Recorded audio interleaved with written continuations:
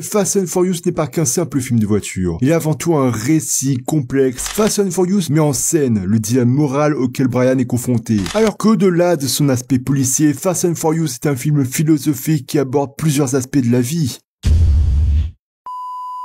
Pourquoi Fast and Furious n'est pas qu'un film de voiture? Lorsque l'on évoque Fast and Furious, l'image qui surgit immédiatement à l'esprit, c'est celle d'un film de voiture tuné, coloré avec des néons et des courses remplies d'adrénaline et de vitesse. Pourtant, cette saga est bien plus que des moteurs hurlants, des jolies femmes et des dérapages et courses spectaculaires, car en réalité se cache une profondeur narrative, souvent sous-estimée. Yo les Honda Civic, sur Inverloga, on attaque la deuxième vidéo de ce mois de novembre, pour un aspect un peu philosophique d'un film qui en apparence n'en a rien. En effet, Fast and Furious n'est pas qu'un simple film de voiture. Il est avant tout un récit complexe qui transcende le genre du film de voiture et d'action. À travers ce film, on nous invite à explorer des thèmes profonds tels que la dualité morale, la loyauté et les choix déchirants que doit affronter le personnage principal, Brian O'Connor. Oui, je vous assure que c'est le cas. Pour vous faire découvrir Fast and Furious sous un autre angle, nous allons dans cette vidéo nous plonger dans deux aspects fondamentaux souvent sous-estimés du premier volet de cette saga. Tellement sous-estimés qu'aujourd'hui cette saga est partie dans la facilité à cause de ça. Bref, c'est parti.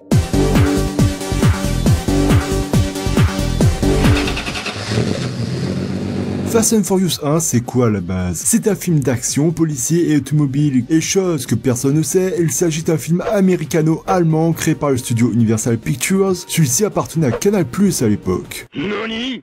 Et créé par le scénariste Rob Cohen. Ce film devait à la base s'appeler Redline, justement pour tisser le lien avec le côté police du film. Redline qui sera ensuite un autre film en 2007, qui profite justement de l'absence de Fast and Furious durant cette période et de ses origines, ainsi que le film d'animation du même nom que je vous ai déjà présenté dans cette vidéo. Pour créer ce film, Rob Cohen s'inspire du film policier d'infiltration 260 Chrono de 1987, qu'il fusionne avec l'univers des courses de rue. Et pour être totalement dans le thème, il décide de participer lui-même aux courses de rue afin d'être fidèle à l'univers. Fast and Furious, l'essence policière du film. Un film dont le côté policier a été mal interprété. Dans l'univers de Fast and Furious 1, la dimension policière est souvent reléguée au second plan, noyée sous les tenues sexy des femmes tout droit sorties d'un film X, du rugissement des moteurs et des accélérations spectaculaires. Cependant, il est essentiel de souligner que cette saga, à ses débuts du moins, est ancrée dans le genre du film policier, et ça, la majorité l'a oublié. Fast and Furious 1 raconte l'histoire de Brian O'Connor, un jeune policier sous couverture qui doit infiltrer un gang de voleurs de camions qui utilisent 3 Honda Civic très bien conduites avec le même néon verdâtre allumé sous les châssis pour semer leurs poursuivants. Le film suit donc la mission de Brian sous couverture du nom de Brian Earl Spinner, qui doit gagner la confiance de Dominic Toretto, le leader du gang, tout en évitant d'être découvert. Le film joue ainsi avec les codes du genre policier en créant du suspense autour de l'identité des voleurs, en multipliant les fausses pistes comme la famille Tran ou Hector, et en réservant des surprises comme l'épave qui va devenir l'icône de ce film. Mais surtout le film en lui-même. Au début, on ne connaît rien de toute cette histoire puisque celui-ci commence direct sur le braquage de camions avec des hommes casqués, puis c'est le personnage principal qui tente d'atteindre la vitesse max de sa Mitsubishi Eclipse. On apprend seulement au fur et à mesure du film qu'il s'agit d'un flic infiltré et pourquoi il a commencé à venir manger au restaurant Toretto's, etc. En fait, nous sommes plongés dans un monde de clandestinité et d'infiltration. Brian O'Connor, incarné par le regretté Paul Walker, est bien plus qu'un simple amateur de voitures de vitesse qui fait la course à tout bout de champ. Il est en réalité un agent de police sous couverture missionné pour infiltrer un groupe de pilotes de rue soupçonnés de vol de matériel électronique de pointe pour l'époque.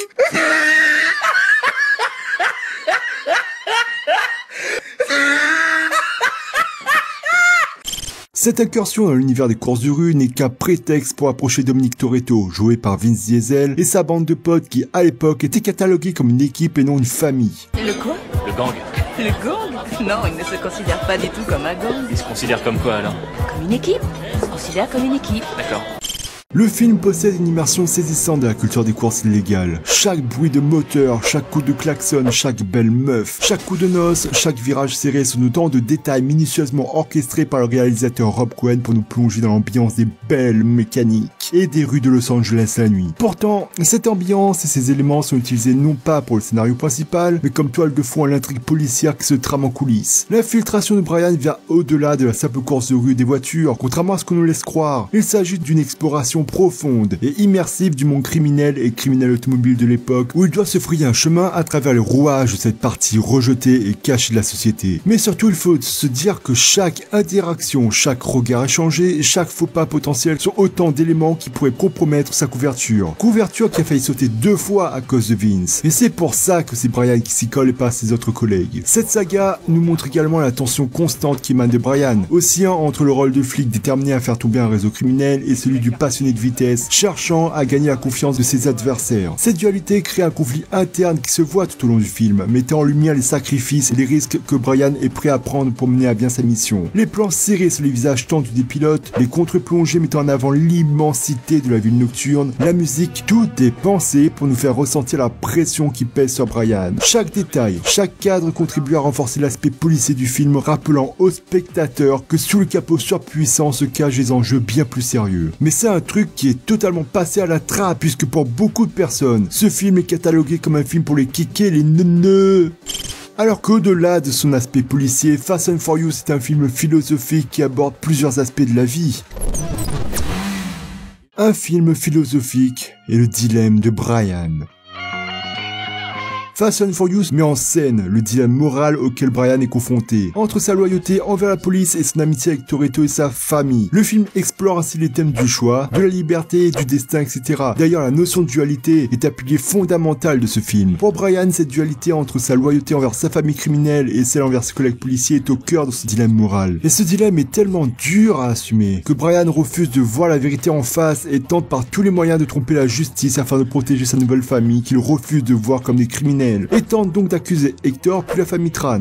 Parce qu'en effet, pour Brian, ces deux familles, aussi distinctes soient-ils, représentent une part importante de son cœur et de sa vie. D'un côté, il y a Dominic Toretto et son équipe. Ils forment une équipe soudée, une fraternité forgée au fil du temps. Ils partagent une passion commune pour la vitesse, la mécanique et l'adrénaline des courses de rue. Pour Brian, qui a grandi dans le monde de la rue, cette famille représente un refuge, un lieu où il se sent compris et accepté sans jugement. D'un autre côté, il y a la famille qu'il a trouvée au sein des forces de l'ordre. Ses collègues comptent sur lui, le respectent en tant que professionnel dévoué à la justice. Ils partagent un code d'honneur, une mission commune de maintenir la paix et la sécurité dans la ville. Pour Brian, cette famille représente le devoir, la responsabilité envers la société et le besoin de faire respecter la loi. La tension entre ces deux familles est présente et se sent tout au long de l'intrigue. Brian doit constamment jongler entre ces deux mondes, se demandant où est sa véritable place. Chaque mensonge, chaque trahison pèse sur sa conscience, le forçant à remettre en question son identité et sa loyauté. Tension qui d'ailleurs sera toujours pesante dans les suites, on le voit très bien dans le 4 et 5 d'ailleurs. Ce film nous fait donc réfléchir sur la notion de choix, qui est au cœur du scénario ainsi que des conséquences sur la conscience du personnage de Brian. Quoi choisir? Quels sont les critères qui guident nos choix? Quelles sont les conséquences de nos choix? Ce film nous montre que choisir n'est pas facile car cela implique de renoncer à quelque chose, de prendre des risques et de faire face à des dilemmes. Il nous montre aussi que choisir n'est pas toujours possible car il y a des contraintes, des pressions, des circonstances qui limitent notre liberté. Le film nous montre enfin que choisir n'est pas anodin car cela engage notre responsabilité, notre identité, notre avenir. Ce film illustre ces différentes facettes du choix à travers plusieurs situations où il doit choisir. Par exemple, il doit choisir entre sa mission de policier et son attirance pour Mia. Il sait que c'est impossible de mener une double vie indéfiniment, qu'il devra un jour révéler sa véritable identité et assumer les conséquences de son mensonge. Il doit donc choisir entre son devoir professionnel et son désir amoureux. Ensuite, il doit choisir entre sa loyauté envers la police et son amitié avec Dominic Toretto, Jesse, Letty et Léon. Il découvre que Dominic et son équipe sont bien les voleurs de camions, et ça même la police va finir par le comprendre. Mais il refuse de le trahir et de le livrer à la justice. Notamment quand il comprend que tous les agissements de Dominic ont un sens, chose que ne voit pas la police. Il doit donc choisir entre son appartenance à la loi et son appartenance à la famille. C'est Toretto, Brian. Ça a toujours été, bien sûr, Toretto. Tu nous as parlé de Tran et Hector que pour nous enfumer. Je sais que tu m'as menti, c'est clair. Mais la question qui se pose, c'est de savoir si tu t'es menti à toi-même parce que tu ne penses plus qu'à Mia. Il existe deux sortes de familles, Brian. À toi de choisir à laquelle tu appartiens.